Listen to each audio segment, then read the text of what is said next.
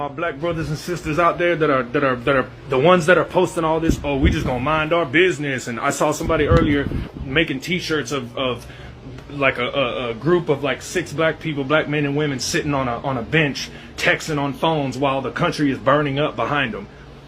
Let me explain something to you guys. Let me explain something to you. When they get done with the brown people, they'll be coming after you. And if you don't think that's true, you got another motherfucking thing coming.